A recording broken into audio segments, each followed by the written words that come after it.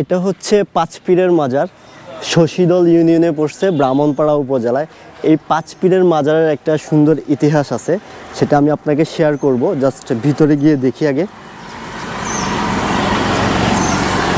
এটা হচ্ছে মাজার হজরত পাঁচ পীর রহমতুল্লাহ সাহেবের দরগা শরীফ।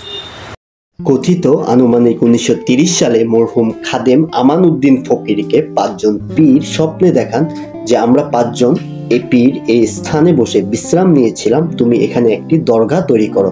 তখন তিনি নিজ উদ্যোগে এই দরগা নির্মাণ করেন, আর তখন থেকেই 15ই মাঘ বাৎসরিক ওরস অনুষ্ঠিত হয়।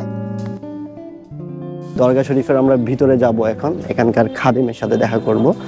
সো আসসালামু আলাইকুম। আচ্ছা, থ্যাংক ইউ সো মাচ। উনি হচ্ছে মিষ্টি খাওয়াচ্ছে, এটা হচ্ছে তাবাড়ু। সো আমরা এটা খাই, ট্রাই করি। বিসমিল্লাহ। হযরত পাঁচ পীরের কমিটিদের সংখ্যা দেখেন, প্রায় 28 জন। কোরআন শরীফ রাখা আছে এখানে, আর ওনার মাজার শরীফটা হচ্ছে ভিতরে।